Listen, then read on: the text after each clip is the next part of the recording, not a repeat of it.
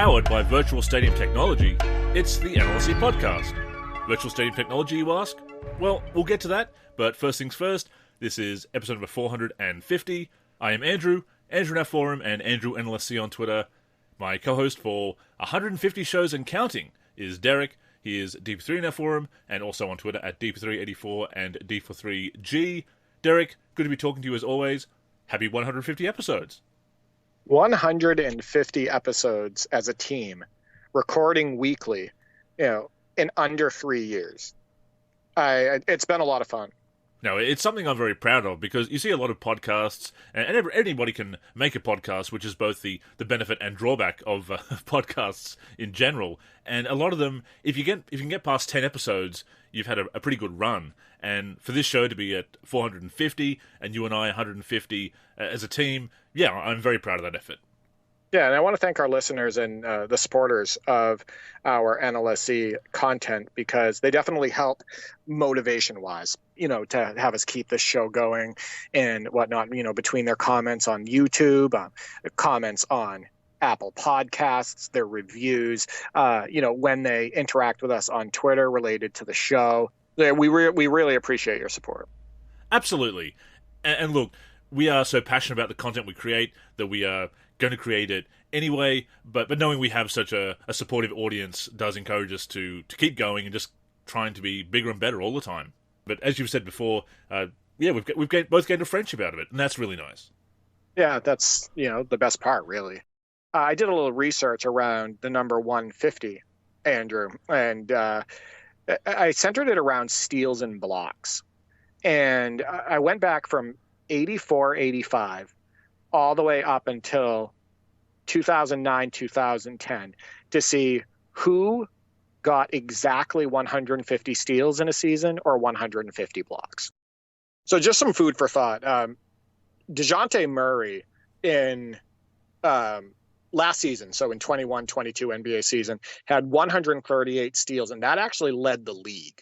The league leader in blocks was Rudy Gobert with 177, and second in the league was 138. So 150 steals. All of these people that you hear that got 150 steals, during that time span would have led the league in today's NBA with that number, and the people that got 150 blocks would have been second. So Terry Porter had 150 steals for the Blazers in 87-88. At that time, it was only good for 13th in the league. Willie Anderson had 150 steals for the Spurs in 88-89. That was 16th in the NBA, which is wild, because that would be the league leader today. Michael Williams had 150 steals for the Pacers in 90-91, which was 13th in the league. And this one, before I continue, I wanted you to comment on this, because I just don't think kids understand how great some of the big men were back at the time, how all around they were on the defensive end. And these were also great offensive big men as well. People like, David Robinson, Patrick Ewing, Hakeem Olajuwon, etc. Hakeem Olajuwon had 150 steals in 92-93, which was 12th in the NBA. It would have led the league last year. And 342 blocks in the same season. Just, do kids get it? Do you know how ridiculous that is for a center to have those numbers? Well, what they say these days is that steals and blocks don't indicate good defense. That they're somehow meaningless numbers. Because remember, numbers count until they're numbers you don't like, and then they don't. Right. Yeah, and that's true. But I just want people to think about that. Hakeem would have led the league in steals today with those numbers, and he would have almost doubled Rudy Gobert's blocks in that same season. And for kids, just to let you know, Olajuwon's best steals, single season steals, were 213, and his best single season blocks were 376. That is absolutely ridiculous. And people, defense, you want to talk about, those are not empty numbers. Hakeem Olajuwon obviously won the title in 1994 with the Rockets, and 1995, had a ton of winning seasons and whatnot. He was an amazing defender, one of the best of all time. Kevin Garnett had exactly 150 blocks in 97-98 as a 21-year-old, which was 10th in the league. But that's young KG, Andrew. And you look at these players in video games over the years, whether they're retro players now or in their prime when they were active in the league, and you see their overall rating, for example, and you see how high it is. And this is why, because they were just such great all-around players getting these numbers across the board. Hakeem, it's incredible that he's not a 99 overall in a lot of games, because he was just an incredible player. I mean, he earned every single accolade you could, pretty much, except for Sixth Man of the Year, because he wasn't a bench player, and Rookie of the Year, because of some guy called Michael Jordan, basically. But yeah, just such a tremendous player. Hakeem is definitely up there in the top 10 discussions, I feel. Right, and he also had that success when he was younger and was also putting up incredible numbers even back then, and helping lead the Rockets to the NBA Finals in 1986 alongside Ralph Sampson. Of course. And whatnot. Eldon Campbell had 150 blocks in 99-2000 with the Hornets, which was 11th in the NBA. Keon Clark had 150 blocks with the Kings in 02-03, which was 12th, and I know you love Keon Clark, particularly probably the Raptors version. I do, yeah. These are role players. These are not all-stars getting these numbers. Right, exactly. There's a couple. I mean, there's Kevin Garnett, there's Akeem Olajuwon and whatnot, but you look at guys like, Michael Williams and Eldon Campbell and Keon Clark and whatnot, historically, they would be talked about as role players. Andrei Kirilenko had 150 steals in 03-04. Which was good for 5th in the league at the time.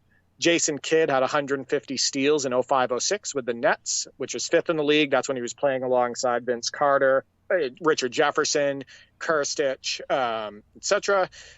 Marcus Camby had 285 blocks in 07-08 with the Nuggets, which was 150 more than Andrew Bogut that same season.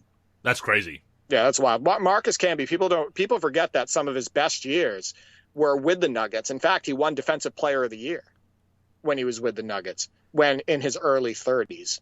And then the last one, Kendrick Perkins and Yao Ming both had 150 blocks in the 08-09 season, and they were tied for 6th in the league. So there's some fun 150 stories in the NBA. We talk about a lot of other numbers changing in the NBA, three-point attempts, etc., scoring numbers, efficiency, all the advanced stats. But yeah, just getting 150 steals, almost 2 a game if you play all 82 games. And those that got over 150, because as you said, those players that were getting 150 steals were ranked, 13th and 16th in the league some years. So the leaders were getting above that and averaging more than 2 blocks, more than 2 steals a game. And Hakeem obviously doing both in a season there. So it's just incredible. But Kendrick Perkins you bring up there, he had some interesting comments recently about his overall rating. I touched on overall ratings before, of his overall rating in 2K over the years. Kind of confronted Ronnie about it. He was on a ESPN show, Ronnie 2K was, with Kendrick Perkins. And they were asking Ronnie 2K, which is funny because I don't think he has anything to do with the player ratings. Like, my opinion is 0. But on the show they said, what you do the ratings. What was your reasoning for making these guys the ratings that they are? And then he tried to explain it, but he didn't actually explain it, because I don't think he does it. No, he's the face of the game. He's a marketer. He is, as we've said before, a lightning rod for criticism. He becomes a bit of a punching bag for the community to take the heat off the game and the developers and whatnot. So yeah, that's his role. They really have made him the face of 2K, though. Oh, exactly. Yeah, he really is. Everybody, when the people talk about ratings, they're always like, "Ronnie, why did you do this?" Ronnie, fix the servers. You know what I mean? Yeah. Right. Fix the servers, Ronnie. Like, fix your game, Ronnie. Like, stuff like that. Like, he's become kind of the face of NBA 2K. He's kind of been pushed out there and whatnot. So that part is not inaccurate. But I know that I would bet that he doesn't work on, like, the player ratings. Oh, he doesn't. He's not a developer. He's not putting in the hard yards there, no. Right, exactly. But yeah, Kendrick Perkins was on this show, and he questioned why he was never higher than a 77 overall. And I know that you did some research on Kendrick Perkins' best season. You looked at NBA 2K10. And what did you find out? So Kendrick Perkins is a 72 overall in that game. So not even his highest in his best season. But you also have to remember that over the years, they have inflated overall ratings. And you and I have talked about how overall ratings have been inflated over the years to mollify players, to make them feel better about themselves, because no one liked to be a 64 overall or whatever, below 70. It's very rare to see these days, unless, of course, you're a my player. We'll leave that discussion alone. We've talked about that many times before. But so Kendrick Perkins is 72 overall in 2K10, which represented his best season in the NBA. That's after the roster update, so obviously making any necessary changes as they saw fit through the season. The ratings updates in the rosters, 72 overall. He averaged 10 points and just under 8 rebounds that year, so let's just say 10 and 8, close enough. Looked at some of the other players that were some of his peers that were averaging similar numbers, or slightly better or slightly worse. Zydrunas Ilgauskas, 73 overall that year, but that was his worst season in the NBA to date. So he was actually rated slightly higher than Perkins, despite being on the downswing of his career. And in fact, he was his final year was the very next season in 2011. I just want to point out really quickly, even before you continue, Z brings more to the game than Kendrick Perkins. Agreed. Z was a better passer. He was a more skilled post player. You got to make his offensive, his ability as an offensive player. I don't care about points per game, but, the ability to hit hook shots, the ability to hit the mid-range jumper, things that Kendrick Perkins was not good at. You got to make Z better. You know what I mean? And so there's certain aspects, I don't care if his numbers were lower, that Z was just still better at. Oh, yeah. Than Kendrick Perkins. No, that is something that I think, certainly in unofficial roster updates, we've always tried to take into account, or the best rosters have anyway, that numbers are important, obviously, because they determine in-game performance and simulated performance and so forth, but a player's skills might be slightly higher, as you said, that he's got a more diverse array of post moves, or is slightly more athletic, or a better defender, has better awareness, better basketball IQ. So sometimes the overall rating... Better passer. Right? Better passer, absolutely. Sometimes the overall rating does not indicate skill level, especially when there's only a couple of points in it. But to that point, John Salmons, 71 overall that year, he was averaging 15.4 points per game, having a pretty solid season as a wing player there. I know it's a kind of apples and oranges because it's a different position, but again, rated lower than Kendrick Perkins, and was yet having a better season overall, I would say.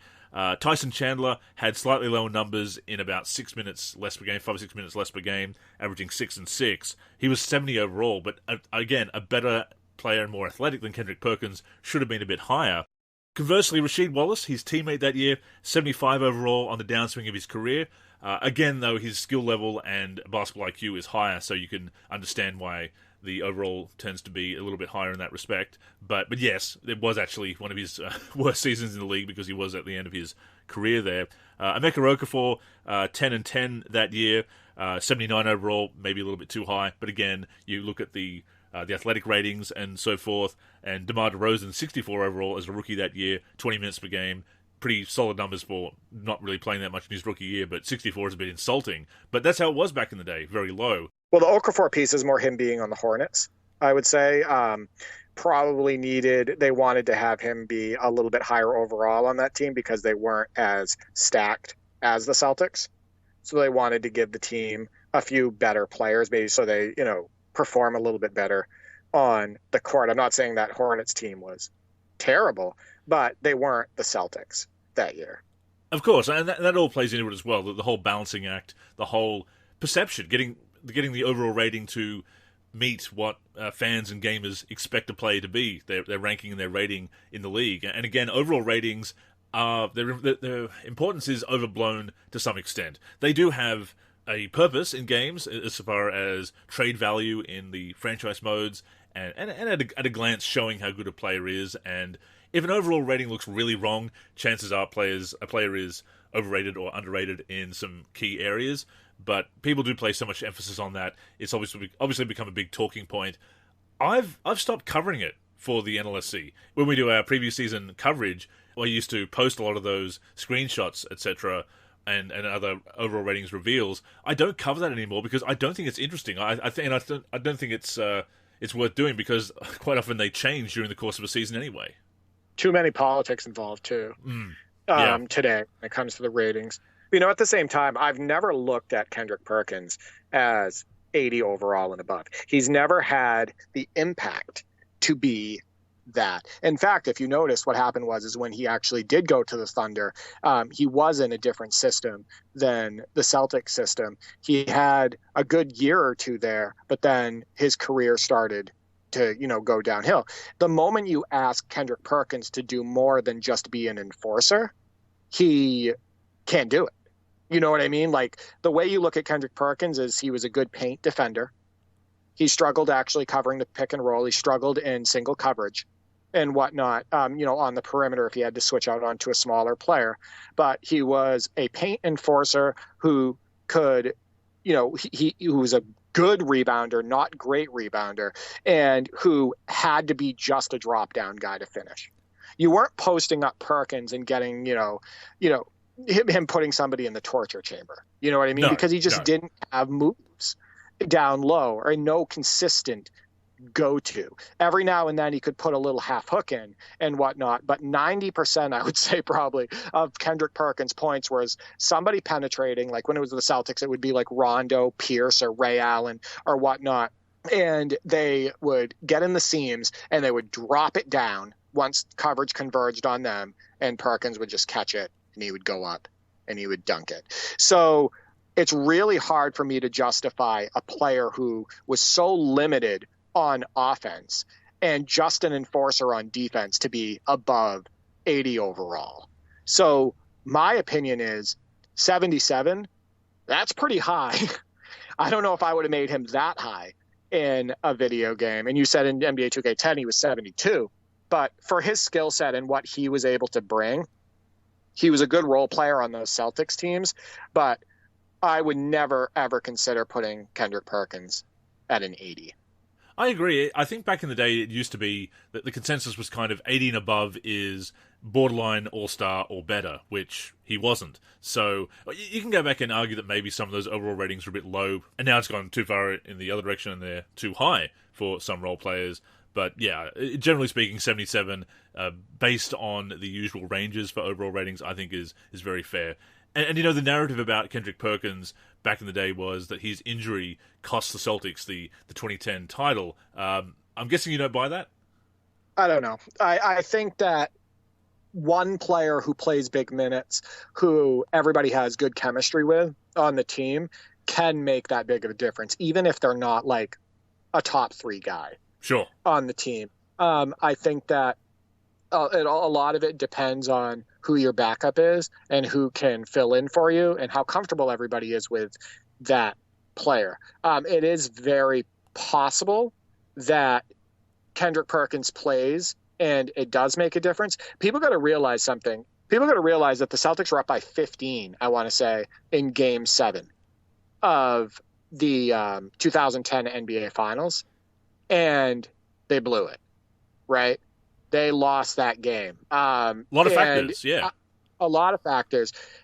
Could Kendrick Perkins have been the one that, put him over the hump and had them not blow that lead that they had and whatnot? I don't know. It's possible. But I do think that what he brought to the Celtics was that paint presence, that, being a force, an enforcer on defense and whatnot. And he was good at getting easy baskets. So I don't know. Well, it's more than he brings as a commentator, anyway. Oh, yeah, as a commentator, I can't stand him. But carry on. Before we go on, a reminder that the NLSC podcast comes out every week on the NLSC, NBA-live.com, as well as our YouTube channel. We're also on Spotify, Apple Podcasts, and other podcast apps. If you're listening on any of those apps, we'd greatly appreciate a review. To keep up with the show and everything we're doing with basketball gaming in general, connect with us on social media. On Twitter and Facebook, we are the NLSC. We also have an Instagram, NLSC Basketball, and on YouTube, we're youtube.com/NBA Live Series Center. Once again, visit us at NBA-live.com, where in addition to the podcast, you'll also find all of our original content, as well as our forum and modding community.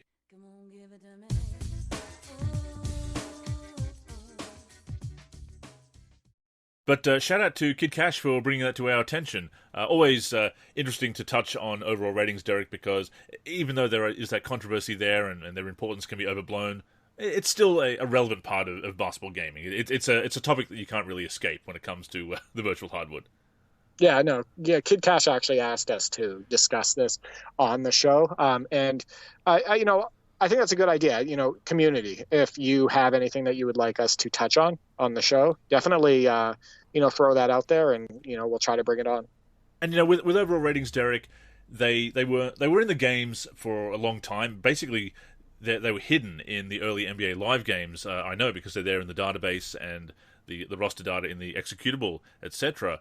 But they were often hidden, and some might say that was a better way of doing it. Of course, it's hard to do with franchise modes. You need to have a visible representation of a player's value, but there's something special about those old games where it's hidden and you're not worrying about all that kind of nonsense. As you and I well know, having revisited NBA Live 96 and NBA Live 99 PC recently, and we talked about Live 99 last week. We played that again, but also a game of Live 96, and what a fun session. I mean, let's be honest. Live 96 and Live 99 still bring it. They do. And I don't know if kids understand today that it's not all about the graphics. We weren't even thinking much about the graphics back in the day when we were playing these games. It was about the experience overall. It was about the fun factor, right? And when we played NBA Live 96 and Live 99 back in the day, the games had that fun factor. They were fast. They had really cool looking dunks, right? They had, you could make real basketball plays and whatnot. You can get the board and get out and run, all of that stuff. You can make blocks right at the rim. Like, remember, we had a block in our, I want to say it was Live 96 game, where we stuffed it like right at the rim, and it felt great. You can get steals like you can in the now games and whatnot and fly down the court. Like, it was about the experience. It was about the fun. And those feelings that we had back then, and I think you would agree, we had them this morning and last night with revisiting those titles. I mean, we were having an absolute blast. For sure. And we've said it so many times, the graphics, obviously you need to bring it with graphics that impress these days. This was a problem with NBA Live in the past generation, that it looked a bit mired between the 7th and 8th generations on the 8th generation games. That was a problem for sure. But back in the day when those graphics were cutting edge, they were really cool, and it went beyond the graphical limitations because, as you said, the on-court experience was so fun. But even so, I still want to give props to the graphics in those games. And I mentioned virtual stadium technology at the beginning of the show. And you see that logo in Live 96 through to, I want to say 98, possibly 99, definitely 98, that they have virtual stadium technology. Now, virtual stadium technology, I always thought it was some kind of engine, like EcoMotion in 2K14 or the Ignite engine in NBA Live 14 onwards, or people talk about the Unreal Engine and Frostbite and so on. And when I was talking to Rod Redekop about the early days of NBA Live, I asked about virtual stadium technology, and he said it wasn't really an engine in that way. It was really just a promotional tactic for how good the game looked and the way they're modeling the 3D stadium.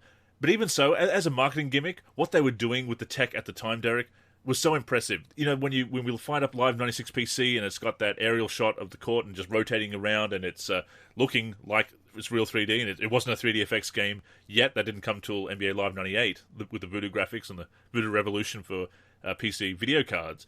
But man, that game, there's such an immersive aspect to the atmosphere of that game and the presentation and the graphics for the time. Really, really awesome. Yeah, it's great. And I talked to you in the chat after we got done playing NBA Live 99. And I actually, after I had posted some footage and whatnot, and I said to you, I got to tell you, this game still is super appealing to the eye.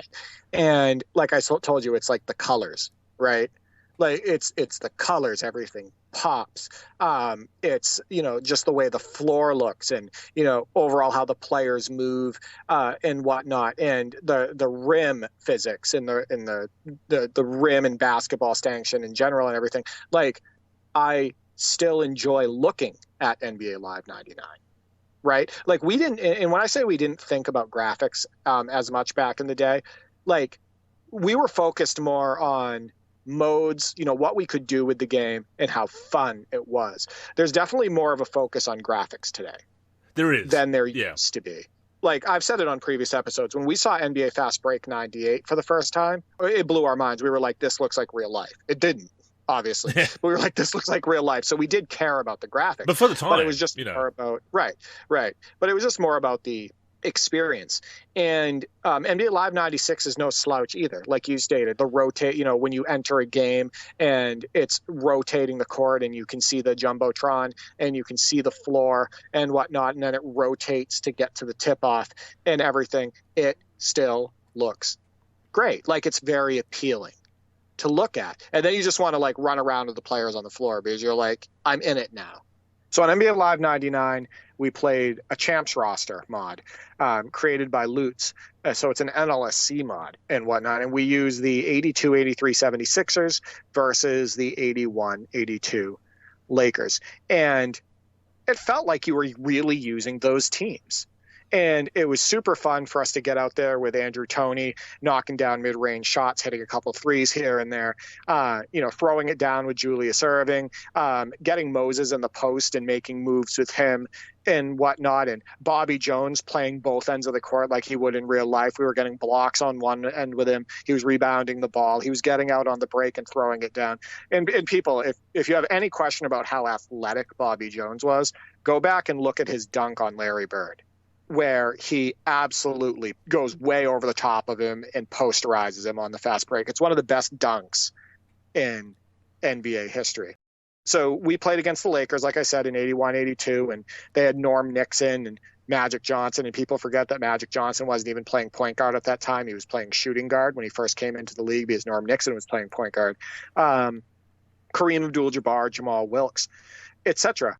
And the first game we actually lost to the PC. Magic Johnson hit a 3 on a lucky bounce to win them the game. And in the second game, we ended up blowing them out.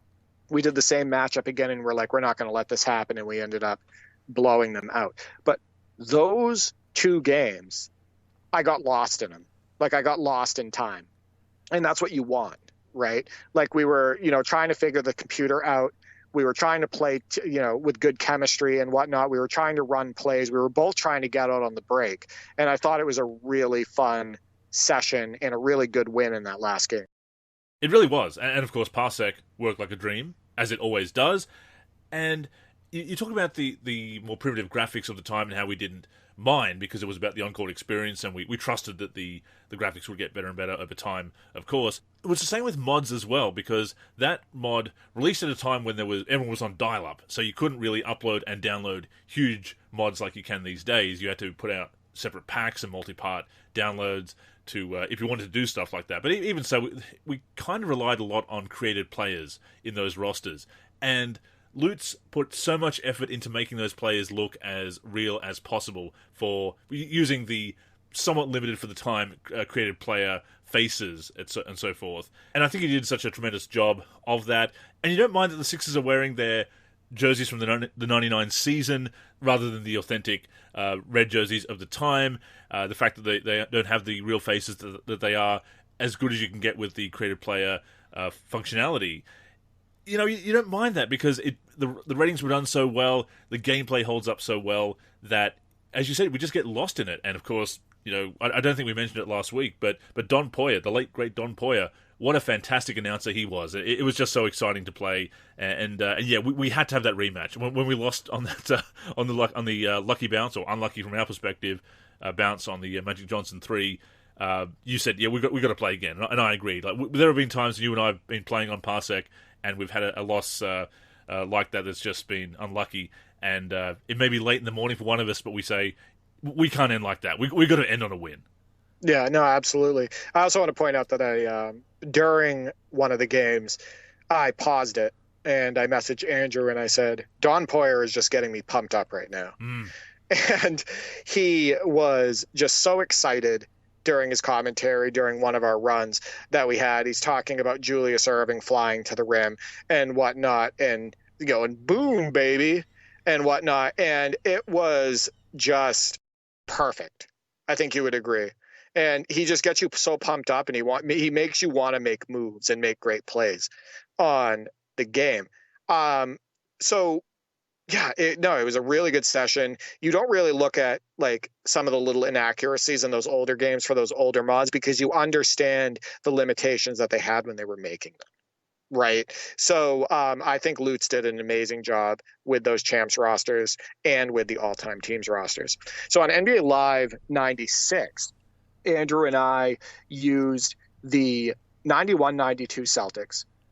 As we've said on the show before, one of my favorite teams of all time. It's, Larry Bird's last season. We have Kevin McHale coming off the bench. We have Robert Parrish, Kevin Gamble, Reggie Lewis, Rick Fox, etc. I love that team. Sherman Douglas, John Bagley, love them. So we used that team and we went against the 90-91 Warriors. And this is Tim Hardaway, Chris Mullin, Alton Lister, Tyronn Hill, and Mitch Richmond. So two good teams, two fun teams. And Andrew and I had a little bit of a rough start getting used to playing the computer after playing NBA Live 99. Ended up settling in and beating the computer, I want to say, by 7 in that game. But what a show Tim Hardaway put on. I posted these highlights on Twitter, and just some of the passes that he was making. He had 13 assists in the game. And, behind the back passes, no look passes, drop down passes and whatnot. He made Alton Lister look like Sean Kemp. Yeah.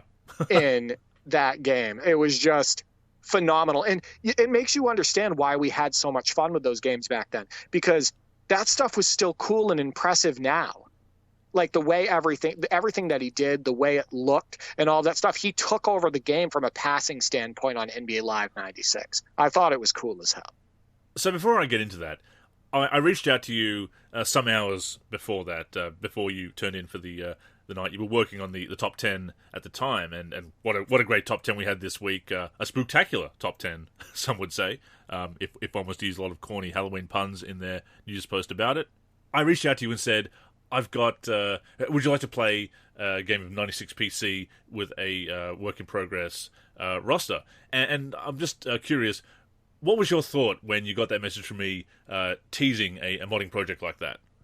Well, I mean, you said it was Live 96, so I wanted to play it immediately. Of course. See, the last time that you and I played NBA Live 96 over Parsec, again, you hosted, and we had an absolute blast. Remember, we won that game, and I hit that last-second three with Larry Bird. It wasn't a game winner, but it was like a heavily guarded three, and it actually ended up making it into the top 10 as well for that week. So the only thing I could think about was I want to finish this top 10 as fast as I possibly can, and obviously make it the highest of quality as I possibly can, but finish it as fast as I can so I can jump on NBA Live 96 with you. Fortunately, we were able to jump on this morning and actually play that work in progress mod, and the game that I was just discussing, and I love it. And I think you probably got motivated by the champs roster that was in NBA Live 99 that we were playing. And that's a great thing about modding, right? Is you can get ideas from other people and then, implement that in a different game or in a different way and whatnot. So I think that's a great project, and I think we'll have a lot of games with it. I'm looking forward to doing more work on it. It's always fun to do some retro modding, just like retro gaming. Live 96 rosters, Live 96 PC rosters come together fairly quickly because you only have about 20 ratings or so per player. There's less. You don't need to even sculpt faces because there's a lot of pre-made heads that you can just select in Tim and Lutz's editor. So it can come together fairly quickly. I mean, there's still a fair amount of work to do on that roster, but I've put together, I think, about 6 or 7, maybe 8 teams at the moment, at least. And I wanted to. I was originally going to do an 80s Celtics team, but everyone kind of does the 80s Celtics, and I do have an 88 Lakers team in there at the moment. But I thought, you know what? I know Derek loves the 92 Celtics, so I started creating them, and that's when I reached out to you and sent you the screenshot. I figured you'd be intrigued by that. Well, I also want to point something out. This game that Andrew and I played was not short of highlights. I already mentioned Tim Hardaway, but how about that three that I hit with D Brown from about 25, 30 feet? I was going to say. And it bounced way up high off of, I want to say it was the back of the rim, and it fell in the hoop. That's something I said it on the last show. That's something that doesn't even happen in like NBA 2K23. You don't get those bounces. They don't exist in the new game. So it's really cool to go back and have that experience with a game that came out in 1995. That game came out 27 years ago. Yeah. Right. And, and it has that experience. And then there was also a play where we passed it in and pushed it up the floor. And I want to say it was D Brown, drove the lane, and Reggie Lewis was cutting in from the opposite side of the floor. And it was an alley-oop, and it was obviously the slow motion dunks were on. And Reggie Lewis, with his head at about rim level, crammed it in on two Warriors. And it looked amazing. So that's another amazing highlight from that game. I thought you and I had some pretty cool Celtics basketball plays where we did give and goes, good ball movement plays and whatnot. But that game was definitely not short of really cool and fun highlights. Of course, we had a couple of lowlights as well. Very, very amusing lowlights with Rick Fox. Rick Fox came in and he was the spark plug off the bench that really helped us win it in the fourth quarter there. But he also had a very ugly blown dunk where he just stuffed it right into the front of the rim. And so did Parrish. Parrish ruined. Yeah. Parrish ruined an amazing play that we had. That was great. And I wish we were mic'd up for it because I was you gotta be joking me. It's this is ridiculous. Wide open, and we had fatigue off as well, so I didn't expect to be missing too many dunks. But it was still a blast to play. There's another thing that I put together very quickly, another roster I put together very quickly that I'm telling you about for the first time, Derek, here, that I've called it the Jersey roster for Live 96 PC, where I've taken all the players and put them on their teams that are represented by the jersey they're wearing in their portraits. And it has made some crazy-looking lineups. I'd love to play with that sometime, and I love those fantasy scenarios. I've actually never heard of a roster like that. So that is interesting. I don't know what type of demand there is for something like that, especially for NBA Live 96. But you and I certainly could enjoy it. Like, we would have fun with using that. So no, I think that's definitely an interesting approach to like a new roster and whatnot. I also wanted to point out that Parsec, we've talked about it a lot. We talked about how great Parsec is and how it's opened up a whole new gaming world for us, for retro gaming. How great was it to have me host NBA Live 99 and for it to work so amazing for you that you were able to do spin moves, crossovers with Irving and throw it down in traffic, spin moves with Moses Malone in the post and throw it down, time your shots and everything. And then, to switch it up and have you host NBA Live 96, me be the client, and me to be able to play and have a great experience and be able to control, my own destiny while I'm playing and whatnot, and be able to really contribute to a win. I just can't say enough about how great Parsec is. And for any of our listeners and whatnot, if you haven't tried it yet and, you have even an average PC and whatnot and an average or below average internet connection, please get on Parsec because it's amazing. Yeah, if you're not convinced by all the fun we've had and all the videos that you've been putting up there, Derek, I don't know what will convince people, but you've connected with a lot of people in the community so far, and everyone I think has said how much fun it's been, and it's a different experience. It avoids the toxicity of the online scene. It avoids some of the repetitive play that can come with the more curated experiences. Look, I've had a lot of fun with my team in various games, and Ultimate Team in Live. I'm a franchise gamer from way back and love playing through seasons, multiple seasons in 2K14 my career, as I've talked about before on so many occasions. And that's great. I love the curated experiences that deliver that content or the structure of the NBA season. But one of the things I've loved doing with you, with Parsec, is creating these weird fantasy scenarios, or not even necessarily weird, but retro scenarios where makeshift retro teams, or the virtual hardwood legends, or something like this Jersey roster that I put together.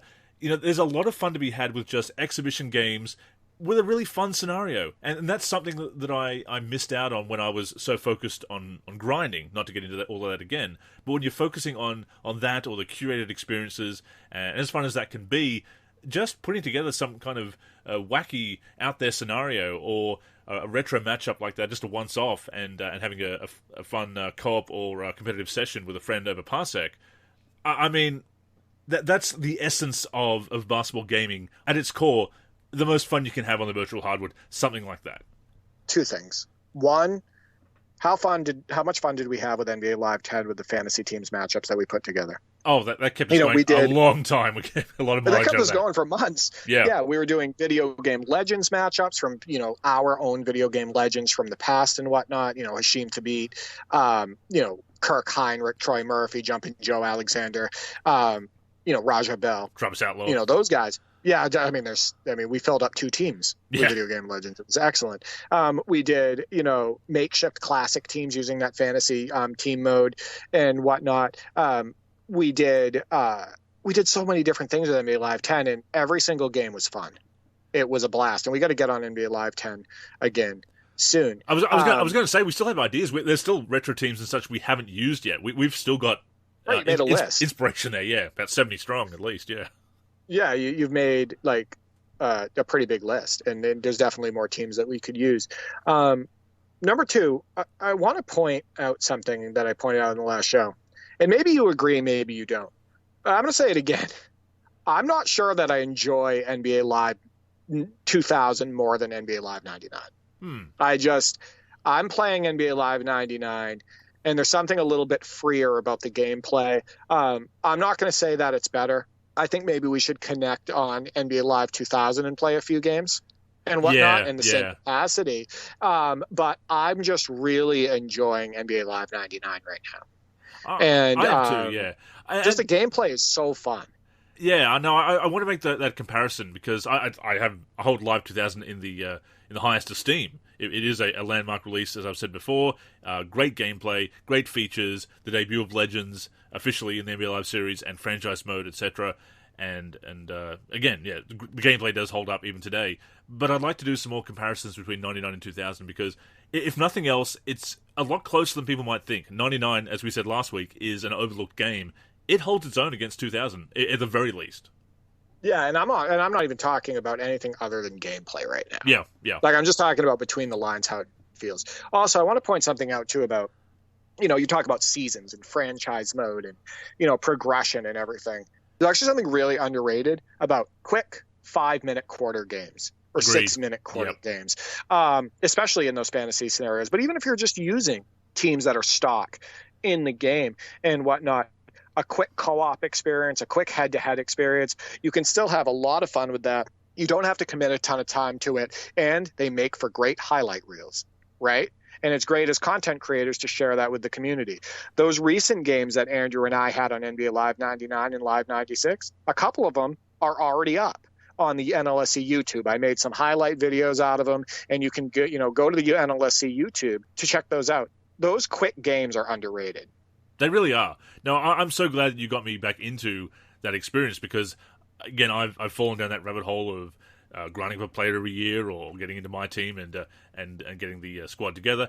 Can be a lot of fun at its best, of course, but I think you've remained more connected to that idea with you and your brothers when you play, and when you do play through a season, obviously you play with the team of legends, which is a fantasy scenario, whereas I've always played with a real NBA team most of the time in franchise modes. So you've kept that approach that a lot of us did growing up in the 90s with games. You've kept that approach of keeping it fresh and having those once-off exhibitions in this game or that game and changing up the game you're playing.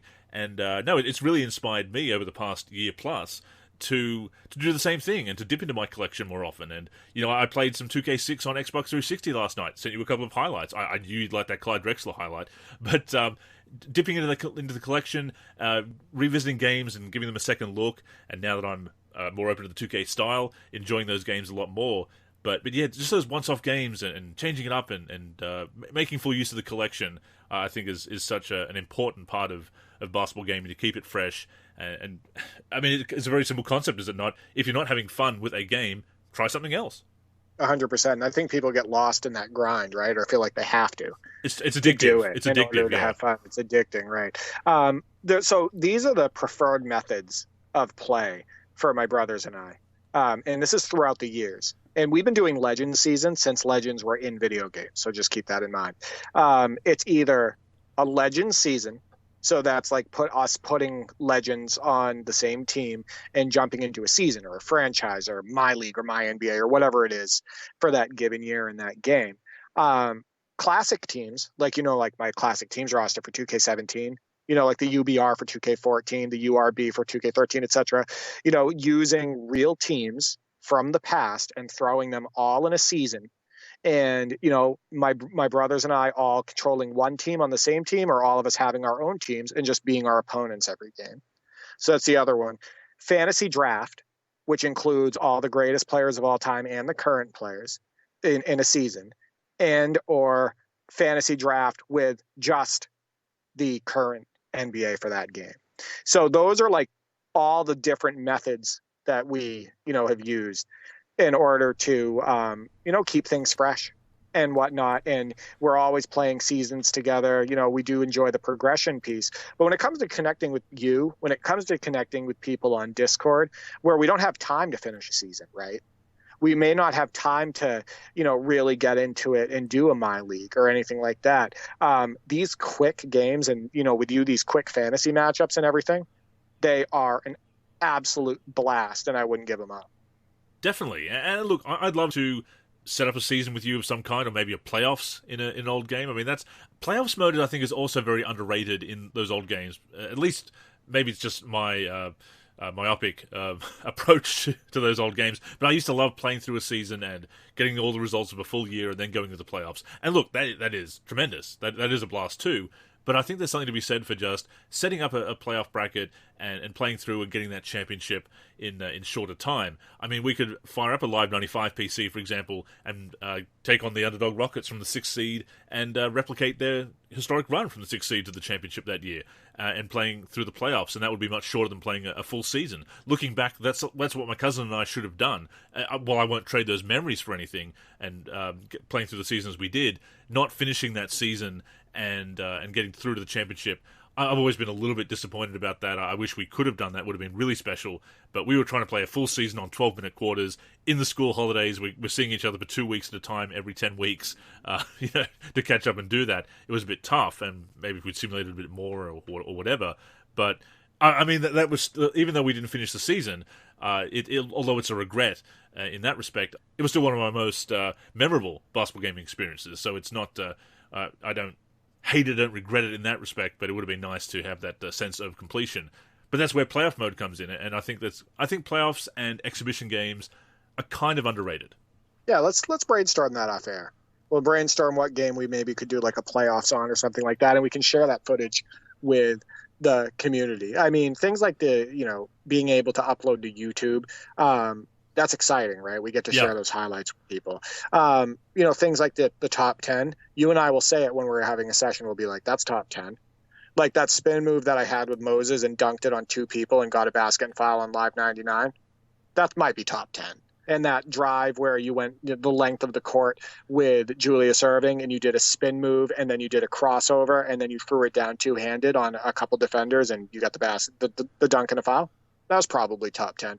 So like, being able to share that with the community and stuff is definitely motivating. And I think about that when great plays happen. Like I got to share this with everybody because it's too cool and whatnot. And I want people to see it. I think that the top 10 has definitely helped with our gaming experiences as well, because we're always looking for that next great highlight. We are. And of course that the big 3 by D, by both you and in-game D, that bounced in Live 96. Again, the rim physics before we were even talking about physics in basketball games. Yeah. I mean, that's the stuff that was really cool, right? You get that lucky bounce, right? You get the one that goes off the front of the rim, then the back of the rim, and then it drops in. Those high bounces. I always thought it was cool in games where you could get a bounce where it would go like off the top of the backboard and then like fall forward into the hoop, stuff like that. Yeah, I mean, it's impressive that NBA Live 96 at times has more realistic, rim physics than like NBA 2K23. And I know that sounds silly to say, but again, think about how much differentiation there is when it comes to how the rim interacts with the ball in the newest game.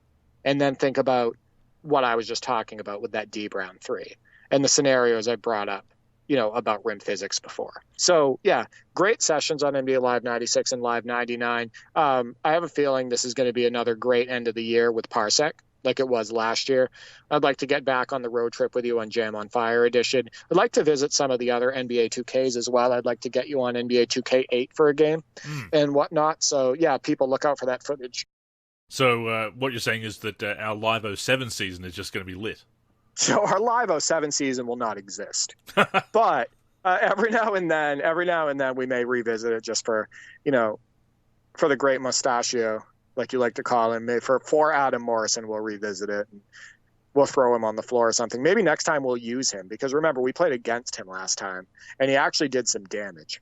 Yeah, no, to us. We need to. Maybe we'll use him next time. We need to harness the power of the great mustachio for sure. And I want to put this out there, just to one final thought on these sessions. There's a lot of people that say competitive online play is where it's at. It's where the real gamers play, etc. I mean, there's all kinds of gatekeeping in gaming communities. That's nothing new. But the single player experiences, I will advocate for them. A single player franchise, single player My Career. They can be so much fun. I've had so many great memories with those playing solo over the years. But playing against the CPU in general in a co-op situation is a blast as well, because we were just making all those plays and getting that chemistry together, and again, we're not mic'd up, we're just knowing each other's style and reading each other's movement, etc., and just making a great cut and just getting the pass at the right time and finishing with an emphatic dunk and everything. Again, that's what it's all about, Derek. That's just playing virtual basketball and getting pumped up during that fourth quarter as we were making our run, and Rick Fox making a couple of great plays there, and then any time you drained a three with D. Brown or with Larry Bird, and just pushing out that lead even further, and knowing how unforgiving the CPU can be in NBA Live 96, it gave itself some generous calls. I just want to put that out there. It wouldn't have been as close as it was if they weren't giving themselves some very generous foul calls there. But it's all part of the challenge that you have to rise to, and it's just so satisfying. I'm not going to say that online competitive play can't be fun. I've had a lot of fun doing that. Also had a lot of frustrating sessions doing that. But don't sleep on playing against the CPU, whether it's solo or certainly with a friend or two. Or there's a reason they brought in that online co-op in against the CPU in my team this year. It can be an absolute blast. And it continues to be fun for us, and I don't see that stopping anytime soon. How underrated is co-op? Working towards that common goal. My brothers and I have played thousands upon thousands upon thousands of hours of co-op in our lives. It's just, even on NBA 2K23, my brother Nick and I, we're now 33 games into a season playing all 12-minute quarters, playing co-op every game against the computer. It doesn't get old. It's fun having those shared experiences. It's fun battling together. And I know you get that feeling when we're playing. It's like we're battling together. And overcoming obstacles and whatnot, and pulling ahead and whatnot. It's just super exciting, and I recommend it to anybody who hasn't tried it. I also want to point out really quick before we move on to the mailbag, you can say what you want about online competitive play is where it's at, but I'm sorry, but the online competitive scene just looks so frustrating most of the time, and the game mechanics get in the way and make it not true competition most of the time. And I love the fact that you're playing with your buddies, NLSC Thrill Ho. And I really enjoyed the footage that you posted, by the way, to the NLSC YouTube. But that just does not look interesting to me. Now, that's you with friends playing against other humans and whatnot, but it's just not for me. And I think part of it's just the game mechanics and whatnot. I watched your NBA 2K17 footage with your buddies. And remember, I told you I thought that looked pretty fun, right? And that's because of the way the players move, right? You're not super sluggish in NBA 2K17. You're not, moving awkwardly as often. You're not having like these weird herky-jerky movements that you get with like NBA 2K23. It's just not, for me, it's just not a scene I think I could get into, because I just think that the online scene in NBA 2K23 it just doesn't look that fun. No. And that's just my opinion. And even in previous games, I was playing, obviously, single-player My Career on the side to grind up a player, but also as much as I was enjoying the 2K17 My Career experience, the offline part of it, the solo part of it. And I think it is important to have those other experiences and to be able to play a couple of different modes at least, or not just be so reliant on the online scene, because you are relying on quality that can vary from game to game. And when you are playing against the CPU or playing against a friend, then you kind of have that consistency of the experience and the sportsmanship, of course. Well, sometimes the CPU isn't very sporting, just put it out there, but it kind of hasn't. It's part of the challenge that it isn't always playing fair. But yeah, you have that consistency of the experience. You know that a game can deliver a pretty good time each and every time playing against the CPU or playing it against a friend, like our good friends Nate and Roger do in 2001 and other games from that vintage, and see how much fun they have and the great highlights that they produce. That consistency is very important. That's unfortunately not there in the online scene. There are some things that 2K could be doing to make that better, but even so, it does come down to people having the right attitude online, which is a bit of a tall order at times. But fortunately, we have all these games to revisit, and we're not going to stop anytime soon. And as you say, Derek, we have huge collections, so I'll throw it out to our listeners. Let us know which games you'd like to see us play, and we'll dip into the collection and share the footage with you. 100%. We'd love to hear from you. But hey, speaking of interacting with our listeners, Derek, it is time to open up the mailbag. To the mailman, the bump fake. What an unbelievable dunk! So I put the question out there to the community. I said, Andrew and I are recording our 150th NLSC Podcast episode as a team this weekend, and it has us reminiscing. What NLSC content is your favorite? Also, what have been your favorite NLSC podcast topics? And I said, thank you, as always, for your support. And actually, before we get into that, Andrew, I wanted to thank Basketball Game Her, who actually left us a very nice review on Apple Podcasts. He stated and this was on 10/16 of this year, he stated, the best basketball video game podcast. You can just hear the pure passion for the game of basketball, and the hosts are very knowledgeable, enthusiastic about the history and future of virtual basketball games. If you enjoy sports games and commentary, this is it. Plus, the NLSC website has amazing reviews and tools for modding your retro or current hoop games on PC. Their website is absolutely worth checking out. And I don't know who this person is on the forums. I haven't seen that name before. I haven't seen a person with that handle comment on Twitter or on YouTube or anything like that. But I want to thank that person for those incredibly kind comments and, for supporting our content. Oh, absolutely. No, that's a very nice review there on Apple Podcasts, not just for the podcast, but the site as well. And it's always very heartwarming to hear that. I'll admit to it myself. You don't always take the time out of your day to thank a content creator for their work and say, hey, I enjoy your stuff. So it's always very heartwarming to hear, and I really appreciate a review like that for the podcast and the site as well. Yeah. A lot of good things going on still on the forums, just to let people know, between NBA 2K23 mods, the, discussion around that game and whatnot, the mods for NBA 2K14, Sticky Fingers has been working on stuff for NBA 2K16. The classic teams rosters for NBA 2K19 are still being worked on. And there's just so much awesome modding activity and discussion still going on the NLSC forum, so I recommend checking that out. Also, shout out to Pep for his 2K14 jerseys. Incredible. How long has he been doing that now? He's been at it. He's got to be, a decade plus at this point, and everybody that has a roster mod wants to work with Pep. His mods are such high quality and whatnot, and such great attention to detail. So, I have a feeling he's a lifer on the forum. And he's also made some of those textures and other assets from his jerseys available to people who want to convert them for 2K11 and other old games. So again, such a great attitude as well, and we love to see that in our modding community.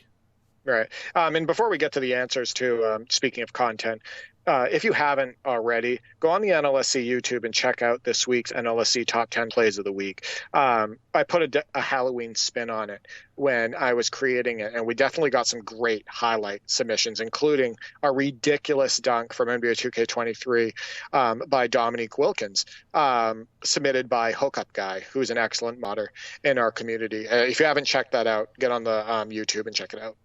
So first up, we have our friend One Kidney Kenny. Still 33, of course.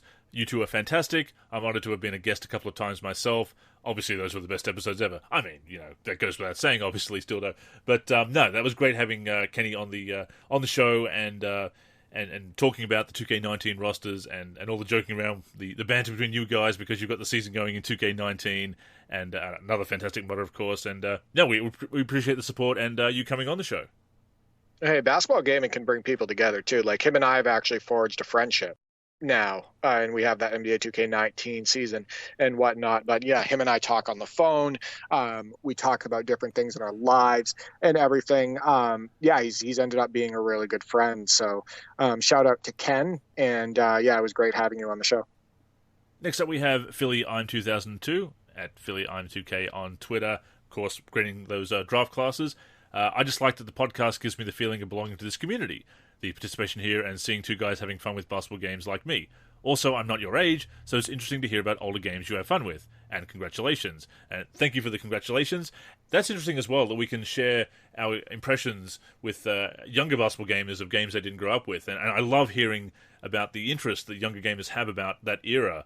Not to get right into it and put a negative spin on this, but we've talked about it before that sometimes the people downplay nostalgia or say, oh, it's just nostalgia, nothing was actually good, you're just remembering it incorrectly, and that goes for basketball and basketball video games. But I always love the younger generation showing that appreciation for what came before. It's what we tried to do when we were their age. That makes me feel very odd to say, but no, I really appreciate you saying that, because we do try to be informative about these topics and to always talk with passion, of course, about them as well.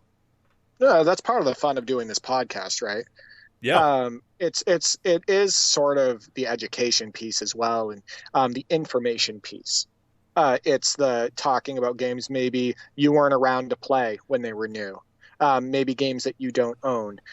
Games where you didn't see the hype around them or how they were being talked about at the time. The mindset of people that were around, when those games were new or when they were upcoming and what people were looking forward to and whatnot. So yeah, I think that's part of the fun of not only doing the podcast, but also creating content for the YouTube, right?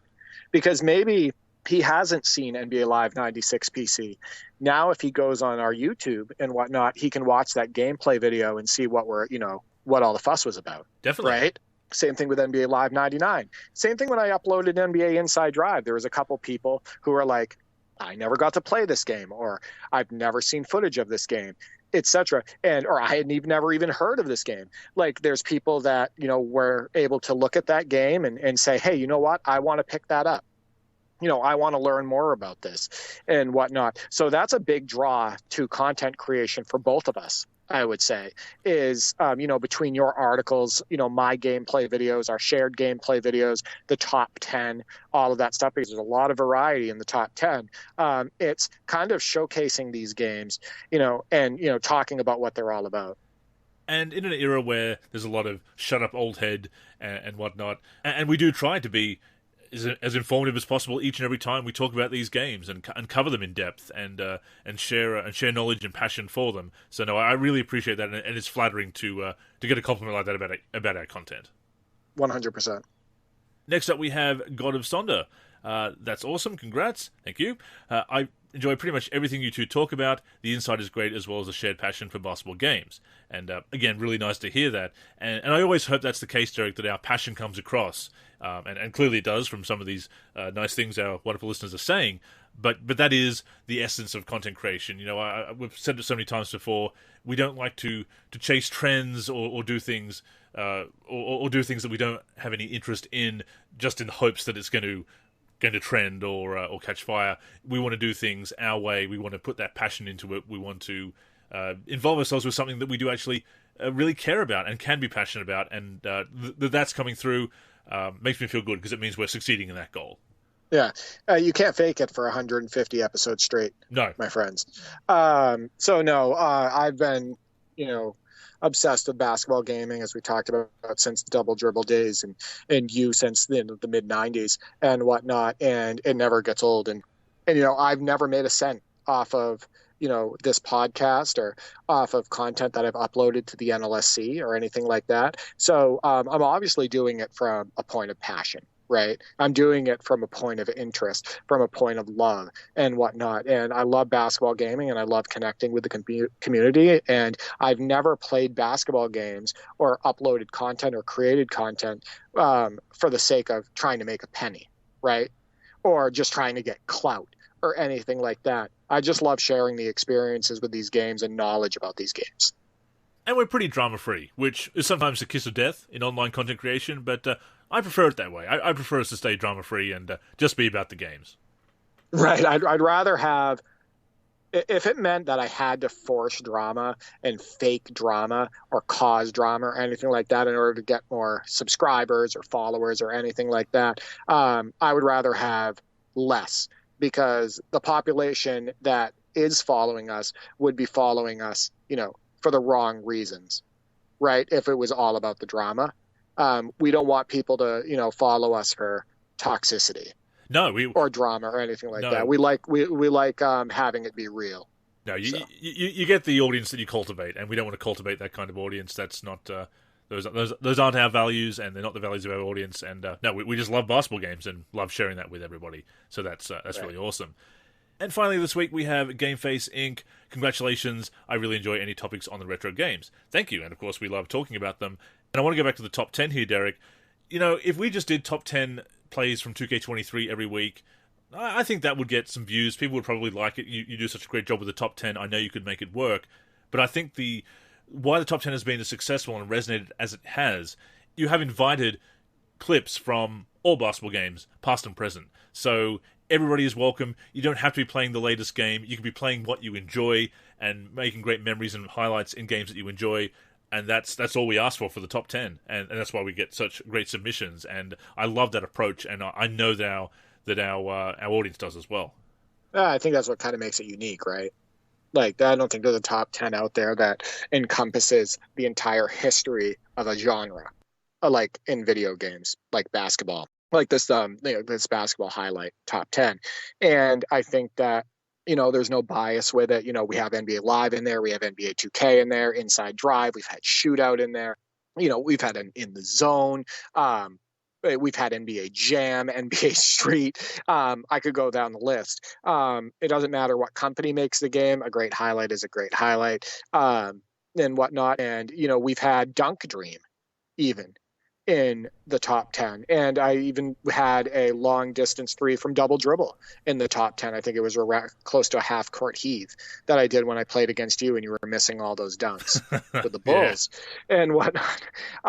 So yeah, I think that the retro content is amazing. And what I find super underrated still is just retro gaming and retro discussion around gaming in general, because it's so limiting yourself to one game, right? Limiting yourself to the newest game. And then when the new game comes out like a year later, now you're dropping that other game that you were playing all year, and now you've just moved on to a new grind, right? Exactly. Yeah. And you're only playing that game. So I think retro gaming is super underrated because it gives you so many different experiences, so many different gaming options and whatnot, and it really keeps things fresh. So retro gaming for us will never go anywhere. We'll always be doing it.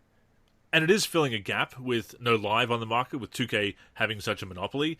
Even if Live was still around, expanding as we did back in 2011 officially to cover all basketball games when we rebranded from the NBA Live Series Center to just the NLSC. I mean, we were the NLSC for years before that, but we just go by the initials because we want to show that that it's all about all basketball gaming, not just NBA Live.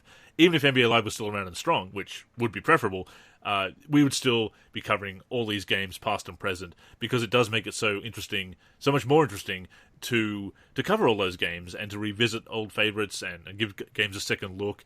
And I love that we do that on the podcast, Derek, because, look, it's important to cover the news, and we will always do that, but sometimes there is no news, or there's nothing particularly interesting with the latest game, nothing particularly newsworthy. So why not revisit a favorite and go in-depth on a retrospective of that game? Now, I love what we're doing, and I'm just looking forward to doing more podcasts with you and continuing to do that, and revisiting games that we are having such a great time with, but also finding other hidden gems and classics as well. I think there's going to be so much more fun moving forward with the podcast, the articles, your videos, the top 10, the Parsec sessions. No, it's just even if we're not happy with everything that's going on with 2K23, that doesn't matter, because we have so much more content to create about basketball games, and again, we have that passion, and we always hope that passion comes through.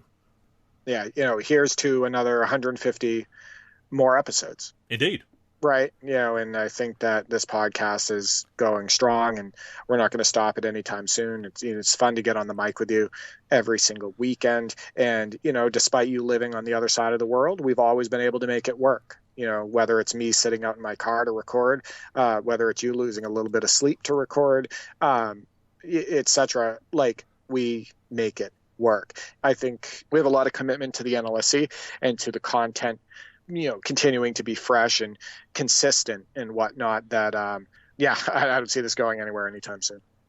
And thank you again to everybody who tunes in each and every week and has left these very nice reviews on Apple Podcasts, and of course you can rate us on Spotify and other platforms as well. But the kind comments on YouTube, on the articles, on social media, we really appreciate it, and we appreciate the interaction with you as well. And as Derek said, we're not going anywhere. There's going to be much more fun to come.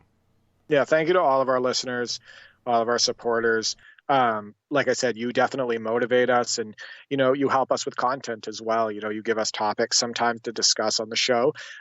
You submit highlights for the top 10 plays of the week. You connect with me on Parsec, many of you, and, we'll have a session, and that gives us, gameplay videos that we can upload to the site. You make a big impact, and I want you to know that. So thank you. So that has brought us to the end of this week's show. As always, we thank you for tuning in. We invite you to join us again next week, either on the NLSC, nv-live.com, our YouTube channel, or your podcast app of choice. In the meantime, please connect with us on social media. That's where you can get in touch with us, as well as stay up to date with all of our content. So, Derek, let's go ahead and plug those handles. Absolutely. You can find me on Twitter at D4384 or at D43G. I'm also on YouTube, D43, and on the NLSC, D43. I am Andrew in the forum, and Andrew NLSC on Twitter. The NLSC is on Twitter and Facebook at the NLSC. Our Instagram is NLSC Basketball. We're on YouTube at youtube.com/NBA Live Series Center. And of course, keep it locked to the NLSC itself, nb-live.com, for everything we do for basketball video games. So, thank you once again for tuning in, and until next time, I'm Andrew. And I'm Derek. Go get buckets, everyone.